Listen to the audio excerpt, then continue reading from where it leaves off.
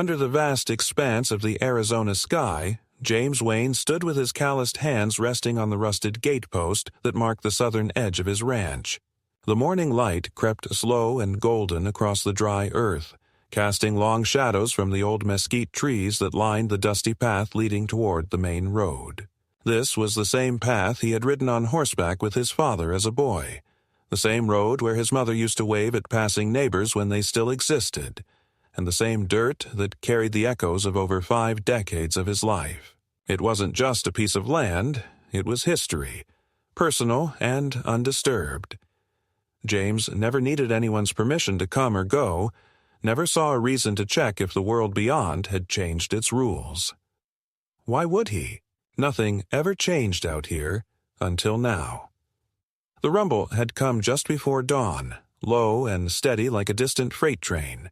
James, who slept lightly these days, had risen early and stepped out onto the porch barefoot, coffee in hand, staring at the horizon with squinting eyes. He assumed it might be ranch machinery from down near the eastern ridge, maybe a contractor fixing something on one of the new properties sprouting up far off in the distance. He didn't pay much mind to it until he saddled up his old four-wheeler and took his usual slow ride down the trail toward the highway, intending to check on a damaged fence post and refill the animal feed troughs. But what he found halfway down the path froze him in place. An 8-foot metal fence had been erected across the path overnight, stretching clean across the boundary, cutting off the only vehicle access from his ranch to the county road.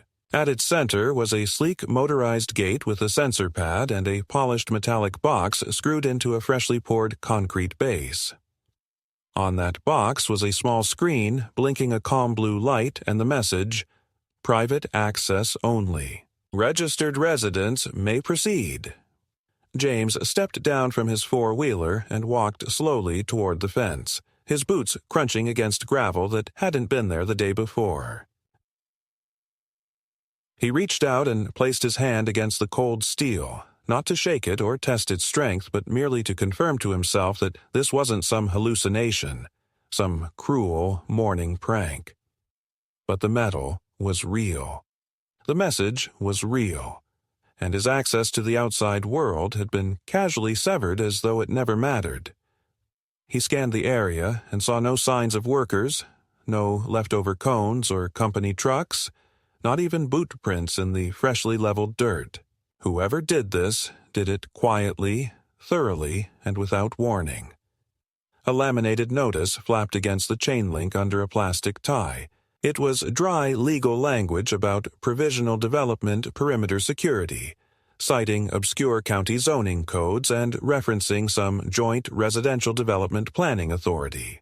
The document was signed electronically, no human name visible. It ended with a link to a registration site and a QR code. James didn't scan it. He didn't even touch the paper. He stood there, arms crossed, jaw tight, breathing through his nose as the morning wind carried dust past his boots. By the time he returned to the house, something inside him had shifted. Not panic, not rage, but a focused silence, the kind he'd learned to keep when something wasn't right but emotions would only get in the way. He set his coffee down, now cold, and pulled out a steel lockbox from under the hallway bench. Inside it were the old documents, plat maps, handwritten agreements from his grandfather's era, notarized titles, county road designations, and utility easements that were never digitized. He flipped through them slowly, scanning signatures from names long buried in the local cemetery. Everything confirmed what he already knew in his bones. The road wasn't just access to the world. It was his road. His family had carved it through the land decades before the first cul-de-sac appeared 10 miles away.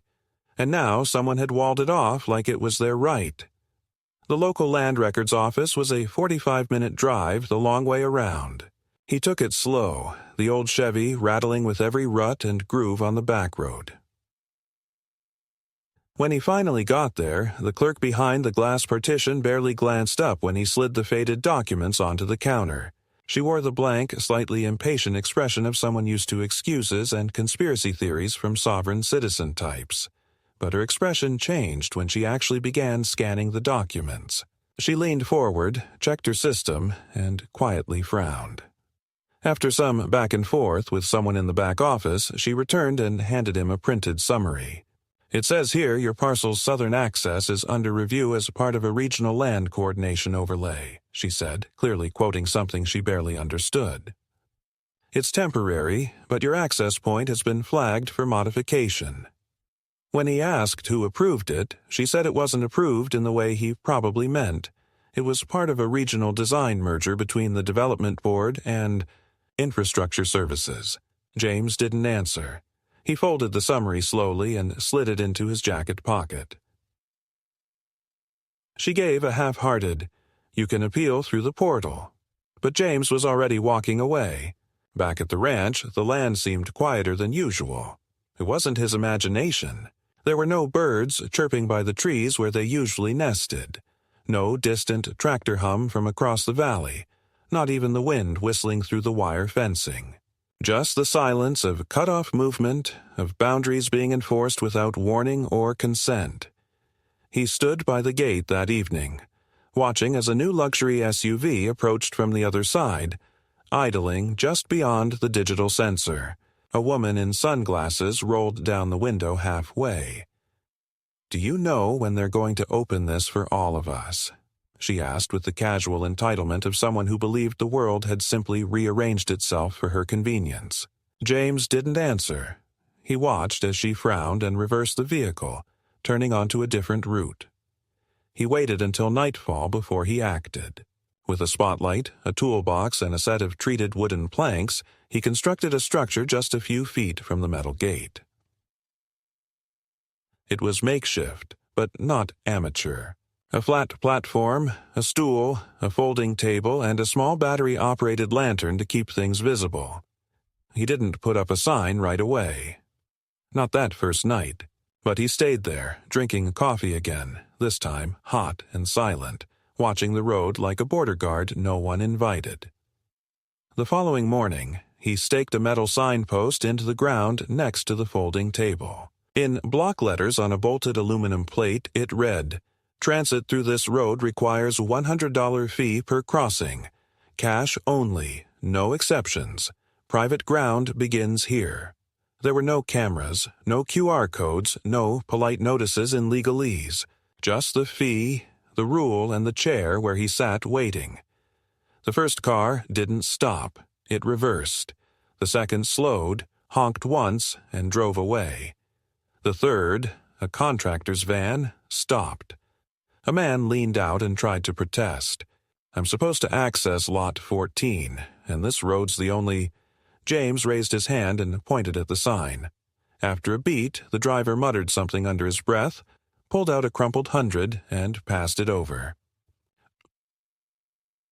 James handed him a receipt from a carbon paper book and waved him on.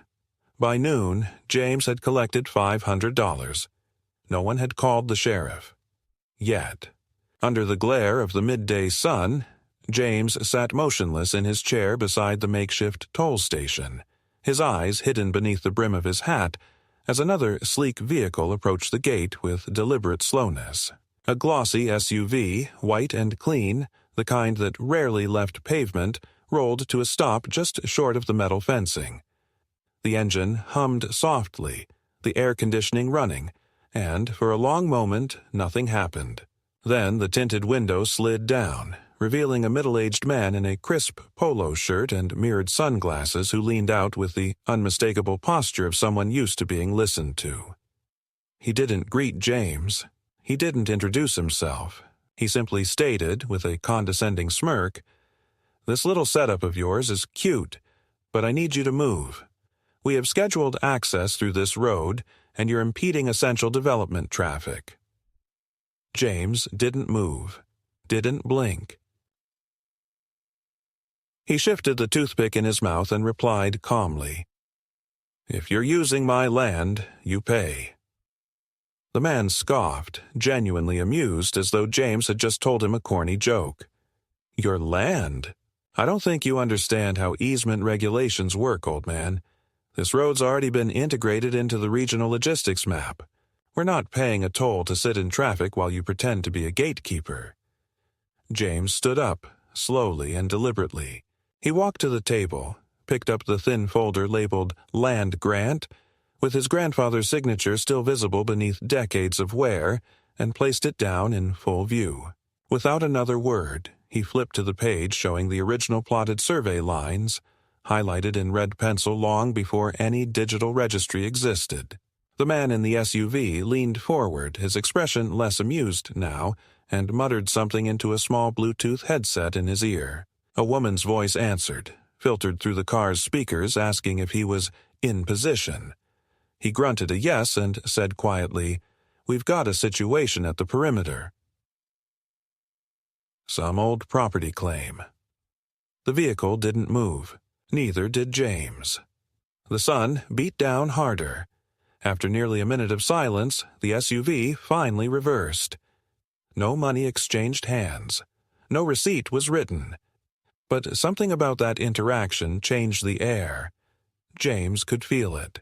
He'd marked himself now, not as a nuisance, but as an obstacle. And obstacles in the world of developers and construction managers don't get negotiated with. They get removed. That night, long after the sun had disappeared and the moon cast a dull glow over the desert floor, James lay in bed listening. Not to crickets, not to coyotes, but to the absence of sound. A kind of stillness that doesn't come naturally. The sort of stillness that meant someone was nearby. He rose without turning on a light, reached for his boots, and pulled his revolver from the drawer. He didn't expect to use it. He didn't want to, but he knew the pattern of his land. He knew every tree, every creaking panel of his porch, and every spot where the wind made the branches knock against the roof. And tonight, there was none of it. He moved out into the yard with the kind of quiet that only comes from decades of knowing a place so well your body forgets it's moving. The night was warm, but his breath felt cold. He crept toward the gate, boots sinking into the dry ground, and stopped as he spotted it. His toll booth, the makeshift table, the post, even the sign, was gone. Not knocked over. Gone. Cleared out. No footprints, no tire tracks. Just a bare patch of dirt where it had stood, surrounded by undisturbed ground. James didn't shout. He didn't curse. He simply stared for a long while, then turned and walked back to the house. He placed the revolver on the counter, sat down at the kitchen table, and began writing. The first letter was to the county assessor's office, the second to the roads department, the third to the state land office requesting confirmation of any easement modifications involving parcels 103221 through Harabak 10327. Each letter was written by hand in clear block letters, scanned and sent by certified mail the next morning. He wasn't naive enough to think that paperwork would fix everything. But it was the first layer. The only real defense he had in a world where bulldozers moved faster than law books. The next day, James returned to the gate with something better than a folding table. He parked a battered livestock trailer sideways across the path, chained it to steel stakes embedded in concrete footers, and welded a reinforced panel across the middle. On that panel, painted in thick black letters, were the words, "Trespassers will be charged. Lawful owner, J. Wayne." He installed a motion sensor floodlight and mounted a mechanical counter on the trailer's interior to log every vehicle that passed within 20 feet. He didn't hide it. He wanted it to be seen. Let them know he was watching now. A few days passed in tense quiet. Vehicles slowed but didn't approach. Some turned around, others tried calling numbers that James didn't answer. The local delivery truck began leaving packages at the far end of the road, taped with apologies. Even the neighbors, those who never waved, who never asked how long he'd lived out here, began to notice. One elderly woman parked near the trailer, walked over holding a plastic container, and quietly said, "I brought you some peach cobbler. I know this whole mess is probably driving you crazy. They blocked our back fence, too. said it was for community safety, but it's not. It's something else. She didn't stay. She just left the cobbler and drove off. But it confirmed something James already felt in his gut. This wasn't a misunderstanding. It was strategy. On the 6th day after the toll booth was removed, James received a certified letter. The envelope was thick, expensive, embossed with gold leaf and a corporate insignia. Inside were 6 pages of formal language: notice of obstruction, intent to file a civil complaint, assertion of public interest, access rights, request to vacate unauthorized structures, and a proposed amicable buyout of the remaining land surrounding the development zone. The sum offered was laughably low, 1/5 of market value. The buyout would include a non-disclosure agreement, full easement surrender, and the removal of unsanctioned barriers. At the bottom, in tight cursive, was the name Karen L. Dupree, Director of Transition Management. He read it 3 times. Then he folded it once and slid it into the trash without a word. That evening, James pulled out a spare generator and dragged it down to the trailer. He hooked it to a neon sign he'd salvaged years ago from a bar that shut down in town. After dark, the sign lit up in flickering red. Toll due ahead. Cash only.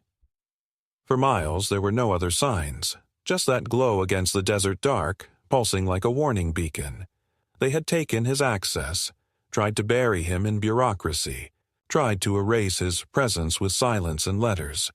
But James Wayne wasn't a name they could push out of the way. Not anymore. Not without a fight. And not while he still had land beneath his boots and a lockbox of original deeds that told the truth, even if no one wanted to hear it. The morning after the neon sign first flickered to life above the welded trailer gate, James stood beside his reinforced barricade with a thermos of black coffee in one hand and a printed log sheet in the other. The counter had clicked upward 12 times overnight. 12 vehicles had approached, slowed, and turned around after seeing the ominous red glow pulsing in the dark. He didn't smile, but there was a satisfaction in the silence. Not because he was winning necessarily, but because they hadn't yet figured out how to get around him without going loud. He knew how these types operated. Everything was soft pressure at first, endless paper trails, veiled language, courteous threats, attempts to wear him down until he cracked or sold out. But they had underestimated the thing that set men like him apart from the people who lived in the smart homes just over the hill. He had time and patience, and a lifetime of watching things be taken slowly, so he knew how to hold when the rest of the world rushed to collapse. By mid-afternoon, the temperature had crept over 100, and he was repairing a hinge on the barn door when the first real strike came. A low, thudding sound from the southern end of the property, followed by a crunch. He dropped the wrench and walked out, squinting against the glare. Smoke curled gently upward from behind the hill. It wasn't a wildfire. He would have smelled it. It was chemical, man-made. He climbed the slope fast for a man his age, boots pounding against the dry clay. As he crested the ridge, the sight below him turned his stomach. The shed that sat along the south fence line, the one he used for storing fence posts, old fuel tanks, and chains, was burning. The flames weren't massive, not yet, but they licked greedily along the wooden siding, consuming decades of sun-bleached timber. There were no vehicles nearby. No tracks he could immediately see. Whoever had done it had known where to strike without being seen. It wasn't random. The structure was 100 yards from the house. Nothing else would have caught. They wanted to send a message, not burn the place down. Not yet. James didn't panic. He ran for the truck, backed it up to the water tank, and dragged a connected hose down the slope. It took 20 minutes to put the fire out. Not completely. Some of the roof was gone and the back wall collapsed, but enough to save what was left. When he finally stood over the steaming ruin, soaked in sweat and ash, he saw something wedged beneath a scorched tire rim. A small metal box, partially melted but intact. Inside was a business card. Black background, silver print, no name. Just a company logo and a website that redirected to a corporate homepage with no contact information. James recognized the tactic. Ghost corporations, shell fronts, burner websites. It wasn't the card that told him who was behind it. It was the absence of anyone willing to take credit. That night, he made a single call. Not to the sheriff, not to the fire department. He called an old acquaintance, a man named Ray, who once managed security contracts for rural development sites. Ray wasn't a friend, not exactly. They hadn't spoken in years, but James knew he didn't owe favors. He traded them. When Ray answered, the voice was the same as it had always been. Low, clipped, and a little too cautious. James described the fire, the toll booth removals, the rising legal pressure, and the anonymous letter from the director named Karen Dupree. There was a pause. Then Ray said, "They're testing your response time. First disruption, then isolation. It's part of a phased acquisition strategy. I've seen it in timber regions. They isolate, degrade infrastructure, then show up with buyout offers once your operational capacity drops." James nodded, as if Ray could see him. "So, what's the play?" "Stay visible. Show you're not rattled. But stop thinking like you're dealing with neighbors. These are logistics firms in real estate masks. I'll send you a camera kit, thermal, directional mic, live relay. Just keep your head down and stay out of the cabin after dark." James thanked him and hung up. It wasn't reassurance, it was confirmation. He'd been right to brace for more. That night, instead of going inside, he took a cot out to the barn, loaded his shotgun, and left the porch lights off. He slept lightly, one ear open, waiting. The following day, 2 men in corporate polos showed up in a white pickup with municipal plates. They knocked once on the trailer barricade and called out his name like they were looking for a lost dog. James didn't answer. He watched from the tree line behind a patch of scrub. One man pulled out a clipboard, read from it aloud about unauthorized installations and secondary gate violations, then taped a large orange notice to the metal surface, an order to remove the obstruction. They left without trying the gate, didn't even attempt to breach it, which meant it wasn't a threat, it was documentation. Another step in the process. One more file to justify escalation. James photographed the notice, cataloged the date, and added it to his growing paper log. By now, he had 4 separate files. One for legal communication, one for vehicle logs, one for equipment tampering, and one for personal threats. It wasn't just documentation for court, it was for him, for clarity, to maintain control. That evening, a drone buzzed overhead, silent, almost invisible in the fading light. It wasn't military. James had worked with those before. But it wasn't amateur either. The flight pattern was precise, looping in a slow oval over the property. He tracked it from the porch, noting the angle, the timing. It hovered above the wellhead longer than any other spot, as if scanning. He didn't shoot it down. That would be reactive. Instead, he pulled the game camera from the south fence line, repositioned it near the well, and attached a signal amplifier Ray had included in the kit that arrived by courier just after noon. Now he had coverage. 2 nights later, the lock on the north gate was cut. Nothing stolen, no signs of entry.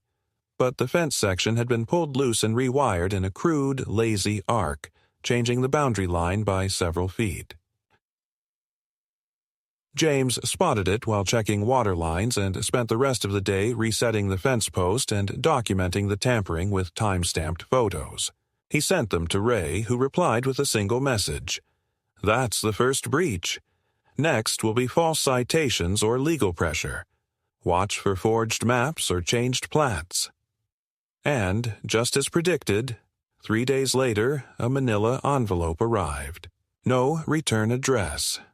Inside was a photocopy of a revised boundary map from the county's land survey office, showing James's property line redrawn with a sliver of the access road falling outside his lot. There was no official seal, no certification, just a draft notation and a highlighter mark over the disputed section. Along with it came another letter, this one with a different tone. It began with, "We understand that transitions can be difficult, especially for legacy landholders, and offered to expedite the integration process by having James voluntarily withdraw from certain right-of-way claims in exchange for a one-time relocation assistance payment." James didn't throw this letter away. He pinned it to the back wall of the barn with a 6-inch nail and wrote across the paper in thick red marker, "Over my grave."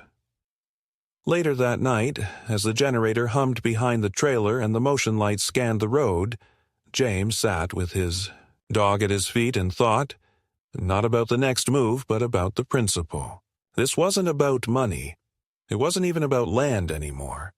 It was about the assumption that he would fold, that his kind, men who built things by hand and understood the rhythm of silence, would step aside because someone in a collared shirt had a spreadsheet that said he should.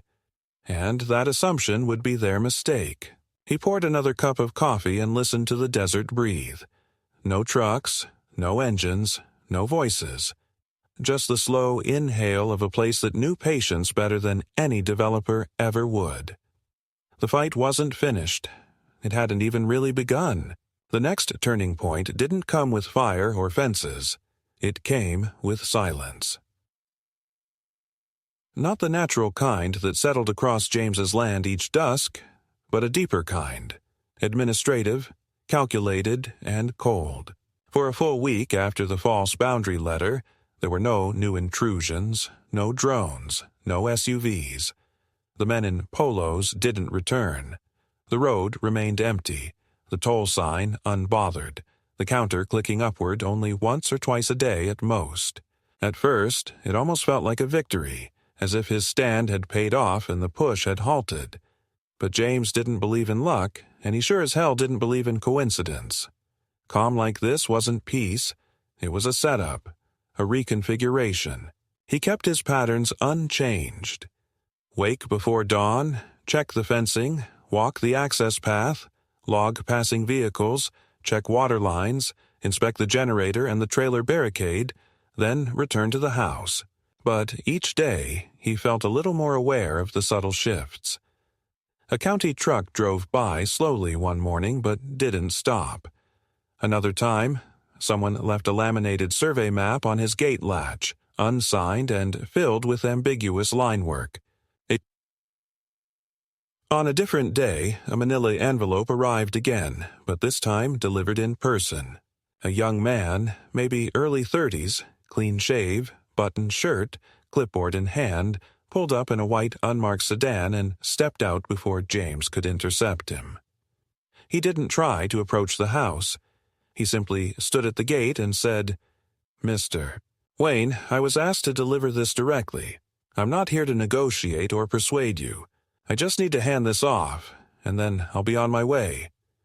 His tone was neutral, his posture relaxed, but James watched his shoes, polished, dust-free, wrong for the terrain. This wasn't a local, probably not even a real employee of whatever group sent him. James walked over slowly, keeping a good distance, and gestured with one hand. "Drop it right there. Step back after." The man obeyed. He placed the envelope on the ground just inside the gate, nodded, and stepped back without a word. Then he turned and left. No threats, no explanations. Just the envelope and the dry rustle of wind in the brush. When the car disappeared down the road, James picked up the package and opened it cautiously. Inside was a formal notice of intent to file for eminent domain, allegedly initiated by the county, but signed by a law firm that James recognized not from any previous documents, but from news articles years back. A group that specialized in fast-track land absorption under the guise of infrastructure modernization. The language was precise, peppered with phrases like regional connectivity, transportation grid enhancement, and legacy adjustment. The notice claimed that the access road was now deemed critical to community development goals, and that a hearing would be scheduled within 60 days to discuss forced acquisition and compensation. There was no phone number to call, only a postal address and a case reference number. James didn't react immediately. He sat at the kitchen table for a long time, the paper in front of him, his mind quiet. He knew what eminent domain meant, and he knew that if the county backed it, even loosely, it would require more than just paper to stop. It meant lawyers, judges, months of fighting, money, time. More than one man could manage alone. That's when he knew he had to step outside of his own fight. He drove into town the next morning, parked in front of a brick building that housed the local office of the state's agricultural cooperative. Inside, he asked to speak with anyone familiar with water rights and land use transitions. After some waiting, he was directed to a back office where a woman in her 50s, with weathered hands and the look of someone raised on hard land, sat behind a desk. Her name was Carla. When James explained what had been happening, the fencing, the burned shed, the fabricated maps, the looming threat of eminent domain, she didn't interrupt or look skeptical. She just listened. When he finished, she nodded slowly and said, "They're doing this in 3 other counties right now. Always the same pattern. Isolate, undermine, then claim strategic value. But they're pushing too far. We've been collecting data, trying to build a case for abuse of process. You're the first one who's documented everything." She stood and pulled a file from a locked cabinet, laying out maps, annotated notes, and even photos from satellite surveys showing how private lands were being redrawn on. Internal planning documents weeks before any public notice. "You're not alone in this," she said, "but we need someone visible, someone they've already marked." James didn't hesitate. He handed over copies of every log he had, the footage from the wellhead camera, photos of the burned shed and cut fencing, the fake map, and the letters signed by Karen Dupree. Carla's eyes lit up when she saw the last one. "We've been looking for her. No official listing anywhere. Not on payrolls, not on business licenses. She's a shell." With that, she made several phone calls, passing the documents up the chain to a coalition of landowners, retired county officials, and one environmental law firm working pro bono to track land exploitation through redevelopment. Loopholes. Within 2 days, James received word. The hearing notice he had been served with was real, but it was also rushed. No environmental impact review had been conducted. No access audit. No public notice had been filed, which meant the process was vulnerable. Carla and the team filed an immediate injunction request and began preparing a counterclaim based on procedural violations, abuse of access, and coercive interference with property rights. For the first time in weeks, James felt something other than pressure. He felt traction. It wasn't over, not by a long shot, but now it was no longer just him holding the line with a shotgun and a trailer barricade. Now there were filings, names, phone calls happening on his behalf, maps being cross-checked, patterns uncovered. What had been a quiet land grab was now under a microscope. And just in time. Because 3 days later, at dawn, a convoy of 4 unmarked trucks appeared on the horizon. Not the kind with logos or company markings. These were matte black, windowless, clean, and quiet. They parked along the county road just outside James's gate. No one stepped out. No one approached. They just waited, watching. And James, now backed not just by resolve, but by a growing alliance, simply stood at his gate with his arms crossed and did the one thing they couldn't plan for. He didn't flinch. Under a sky thick with heat and dust, the quiet confrontation entered its second phase. The trucks didn't move for 3 days. They sat idle along the far edge of the county road, engines off, windows blacked out, giving no indication of their purpose or intent. They didn't trespass. They didn't speak. But they remained, fixed, like predators on the edge of a field, watching from the shadows and waiting for the right moment to close the distance. James knew this tactic. Pressure without provocation. It was a standoff designed to create unease, to throw off routine, to make the target question when and how the next strike would fall. He didn't take the bait. He maintained his schedule, checked the fencing at dawn and dusk, reviewed the surveillance footage, logged vehicle counts, documented the presence of the trucks with time-stamped photos, and remained resolutely calm. But inside, he was adjusting.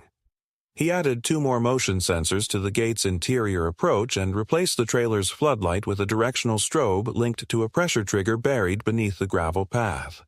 He reinforced the side panels of the trailer with metal plating from old cattle fencing and rewired the generator to run off dual fuel, anticipating a disruption in his diesel delivery, which he fully expected would be cut next.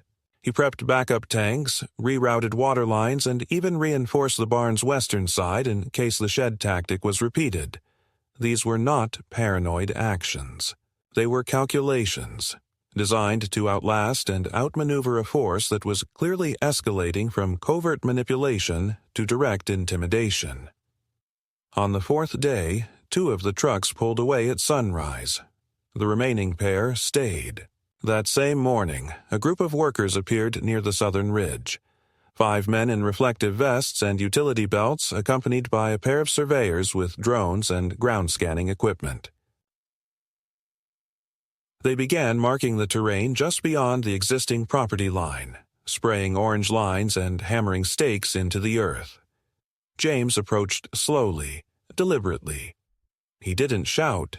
He didn't carry a weapon. He simply asked who had authorized the activity. The lead surveyor, a man in his 40s with a clipboard and a blank expression, replied that it was part of a preliminary assessment for infrastructure upgrades. When asked to produce the permit, he offered a printed sheet with a QR code and a permit number that, when James later checked, did not appear on any public registry. James recorded the exchange, photographed every marking, and submitted a complaint to the county office and the state land board through Carla's coalition. Within 24 hours, a stop order was issued, not by the county directly, but through a procedural hold initiated by the environmental law firm now backing James's case. The workers vanished overnight, leaving behind half-driven stakes and abandoned tape. It wasn't a victory. It was a signal that the other side had been caught testing boundaries and was forced to retreat, temporarily. That night, the real escalation came.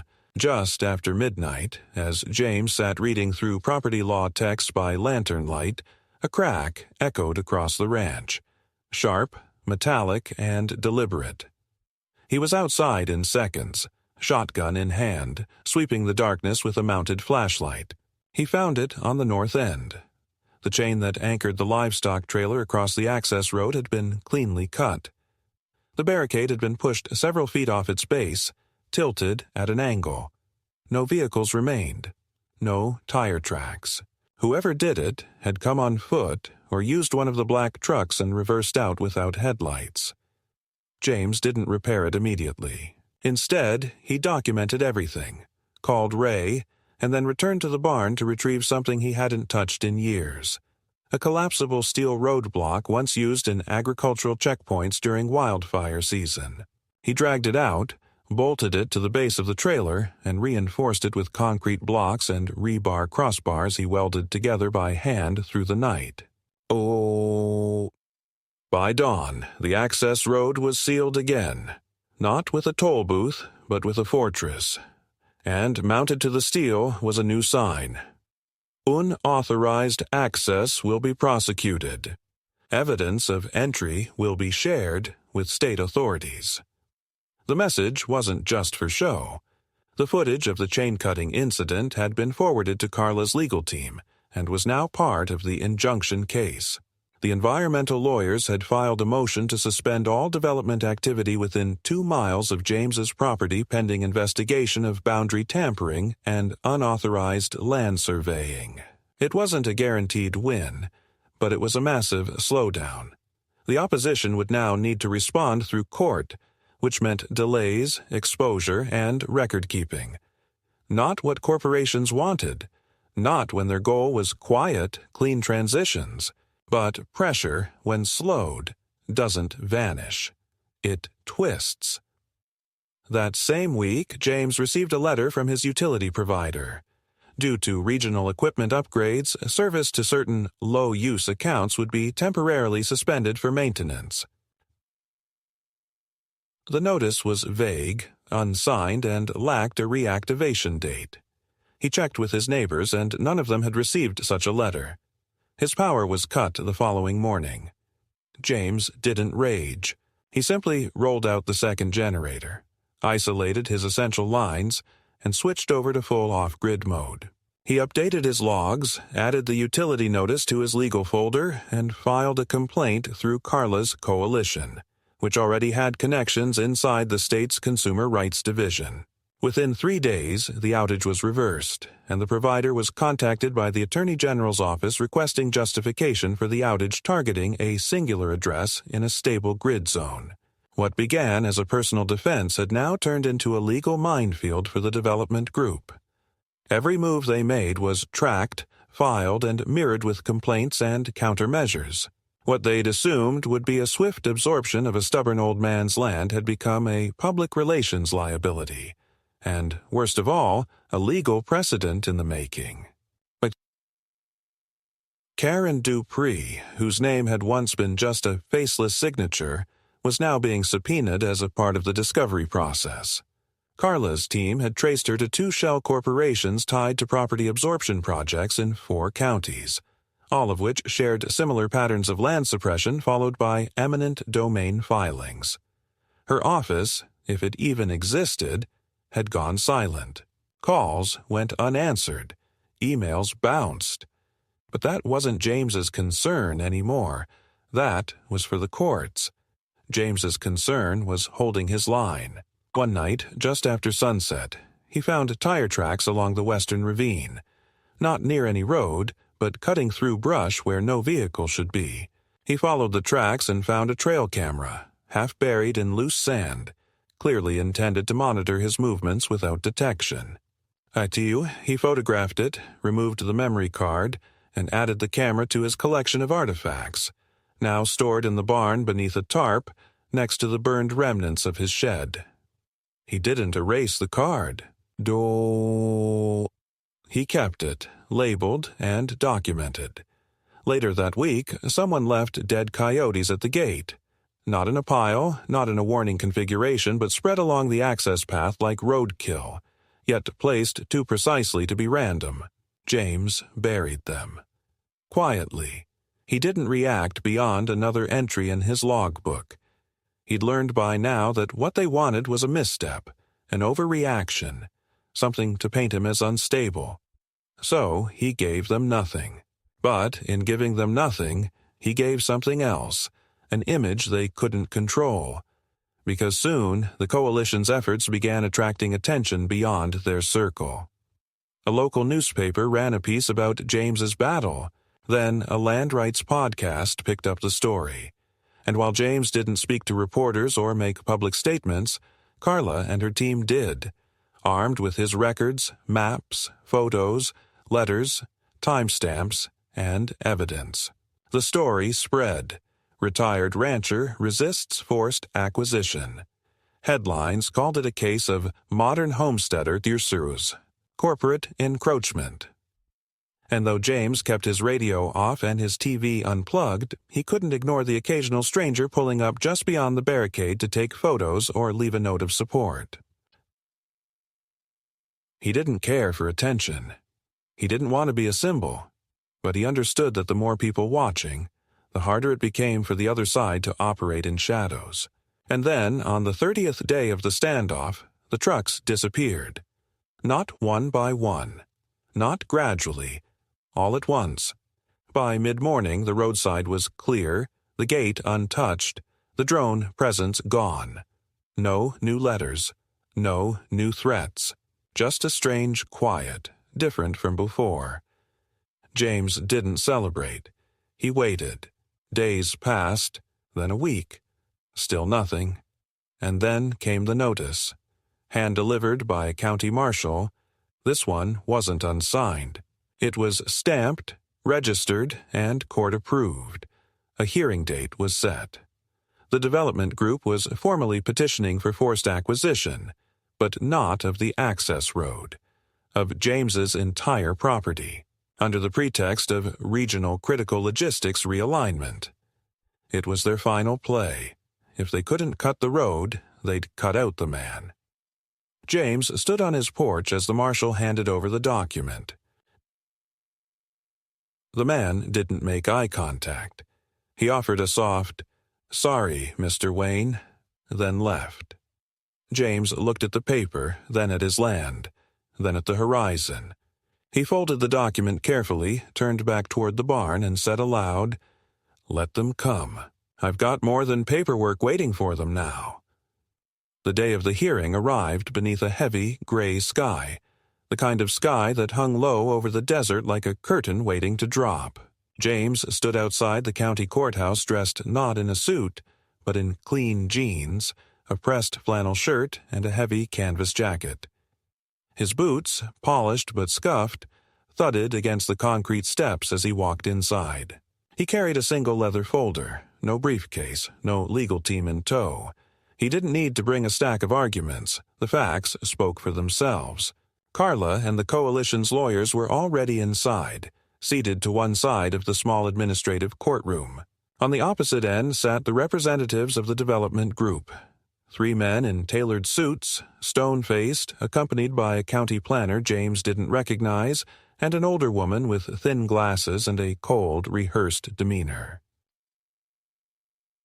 He assumed this was Karen Dupree, though her name was never spoken aloud in the room that day.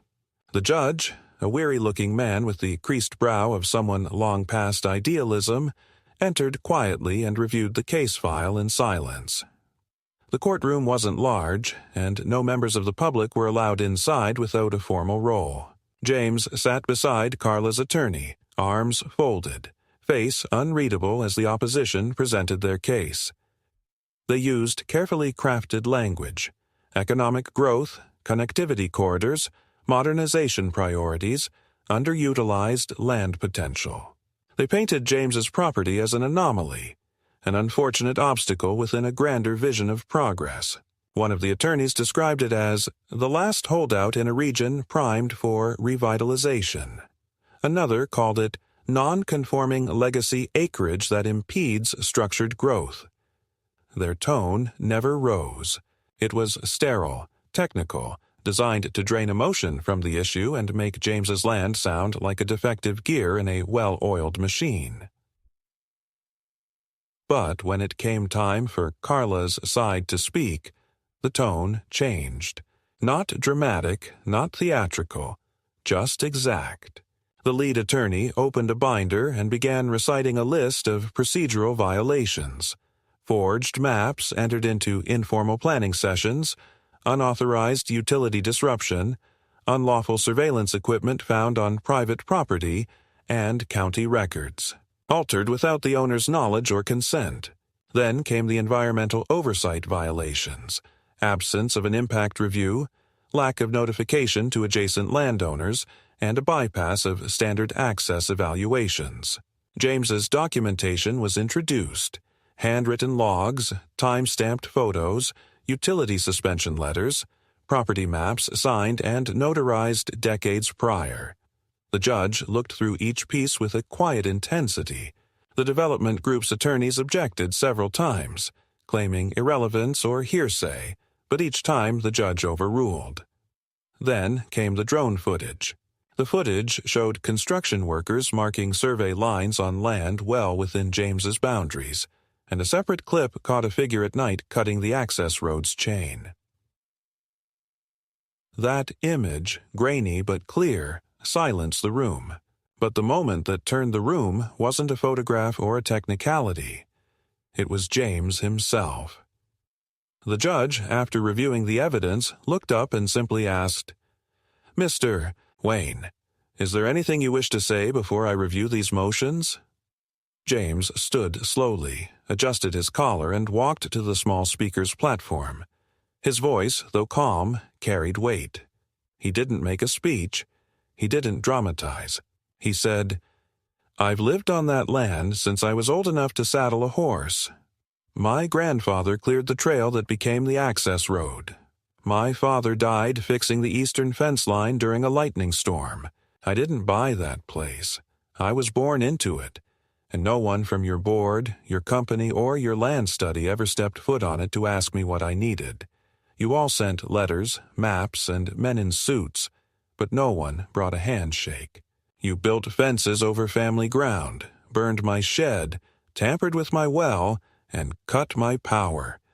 Then you showed up with paperwork and called it progress. I'm not against growth. I'm against theft." He looked directly at the judge, then added, "You can call it what you want. I call it a hostile takeover, and I stood my ground because no one else was going to." Then he stepped back and sat down. The courtroom remained silent for a full 15 seconds before the judge exhaled, slowly, as if pushing out years of similar cases. He looked at the development team and said, "I'm issuing a full stay on all proceedings. There will be no transfer of ownership, no eminent domain hearing, and no further action taken on Mr. Wayne's land until a formal investigation is conducted.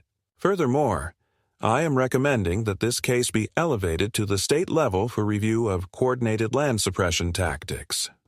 He paused, then added, "And I suggest your clients prepare to explain, under oath, why private surveillance was deployed, without a permit on rural land not zoned for development." The attorneys shifted in their chairs. One of them, clearly the senior, muttered something to the assistant beside him. The woman with the thin glasses didn't blink. She simply gathered her papers as if already planning the next move, her face unreadable. James didn't smile. He didn't gloat. He just stood, tipped his head respectfully to the judge, and left the room without a word. Outside, the clouds had darkened further, and a slow drizzle was falling. He walked to his truck, unlocked the door, and sat in the cab for a long time without starting the engine. He wasn't tired. He was bracing. He knew it wasn't over. A courtroom decision was a delay, not a victory. But it was the first moment since this started where the burden wasn't his alone. That evening, back at the ranch, James walked the full perimeter of his property in the rain. The earth, finally softened, held his boot prints as he passed each post, each wire, each worn stone. He checked the barricade one more time, tightened the chain, and stood by the trailer as the neon sign above him sputtered in the wet air.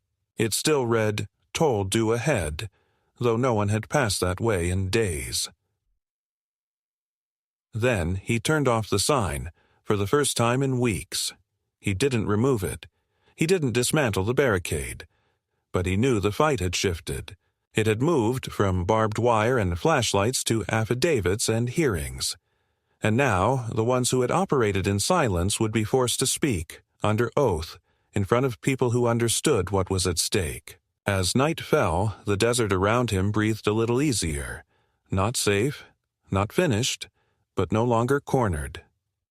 James poured himself a drink, sat on the porch, and let the rain wash the dust from his boots. Weeks passed after the hearing, and though the tension didn't vanish entirely, it began to shift. Less a constant pressure and more like a coiled threat that had lost its confidence. The trucks didn't return. The men in reflective vests didn't reappear. Even the silent mailings and staged incidents seemed to evaporate as if the machine that once advanced with precision had finally been seen and now feared its own exposure. James didn't declare victory, and he didn't celebrate. He simply returned to routine. He repaired the fence line by the western ridge where one of the posts had rotted through over the years. He replaced the solar batteries and the motion sensors and winterized the generator. The trailer barricade remained where it stood, but he stripped the warning paint from the metal and sanded it down, leaving it clean and blunt. No longer a wall, but a marker. Unchanged, but no longer shouting. The rains continued late into the season, softening the land and raising the stream bed at the far edge of the property. With the runoff came signs of wildlife returning. Rabbits along the fence rose, a hawk nesting in the old cottonwood. The quiet felt more natural now, not forced, not empty. Just his land, settling back into itself. James didn't expect a letter, but when it came, it was one of the few envelopes he opened without suspicion, a formal notice from the state judiciary. The case had been referred to the Attorney General's office for further investigation. A list of involved development firms had been compiled, and civil suits were being prepared, not just for James's land, but for other properties affected across several counties. Carla had called to tell him days earlier, but seeing it in writing gave it a permanence that verbal promises never carried. He didn't have to testify again. His evidence had already formed the spine of the argument. Instead, he submitted a final affidavit through Carla's team, detailing the sequence of events, including dates, names, actions, and responses. It read like a logbook, methodical and dry, but within it lay the full narrative of what had been done to him, not through dramatic confrontation, but through slow, legal erosion. That document, they told him, would likely become a key exhibit in a precedent-setting ruling about rural landholder protections and abuse of planning authority. James didn't want to be a precedent. He just wanted to be left alone. One morning, as the last chill of winter gave way to a fragile spring, a black sedan pulled up just beyond the county road. It didn't cross the boundary. A woman stepped out, not in a suit, not flanked by aides, but alone, dressed in boots and a windbreaker, holding a clipboard loosely at her side. James approached slowly, cautious but calm. She introduced herself as a new liaison from the State Oversight Board. "I'm not here to inspect," she said plainly. "I'm just here to confirm you're aware that the property has been declared non-eligible for future development review. The access road is now permanently registered under your private easement again. You won't be contacted about this again. That's my assurance." James nodded once. The woman hesitated, then added, "There was a file they tried to open last year under your name, a quiet title claim based on an outdated plat. It was forged. We know that now. The source has been referred for criminal review."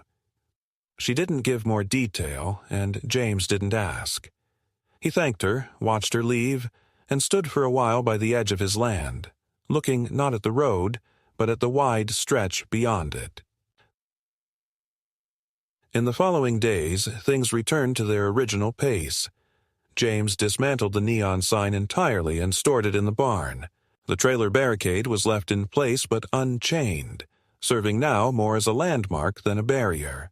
He allowed delivery drivers to begin using the road again, and though he never returned to charging tolls, the sign remained tucked in the barn rafters, not out of sentiment, but because it had done its job.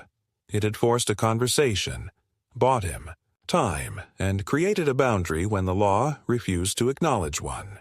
He rebuilt the south shed, not as it was before, but stronger, with reinforced siding and a poured concrete base. Inside it, he kept the files, the old logs, and the surveillance gear, all cleaned and boxed, ready in case they were needed again, but hopefully never touched. His land no longer felt under siege. It felt like it had survived something slow, invasive, and deliberate, and come through intact not because of force, but because of unwavering refusal. One evening, just as the sun slid behind the ridge and the sky turned amber, a truck pulled up to the edge of the property. An older man stepped out, someone James hadn't seen in years. A neighbor from the old days, before the development, who had sold and moved east. They sat on the porch and talked quietly without ceremony. At one point, the man looked across the land and said, Didn't think you'd hold. Thought they'd steamroll everything." James looked out toward the hills and replied, "They almost did, but they blinked first." They didn't talk much after that. There was no need. As night settled over the ranch and the wind rustled softly through the dry grass, James went inside, turned off the porch light, and left the door cracked open just enough to let the cool air pass through. No alarms, no watches, no signs left lit. Just quiet, just home.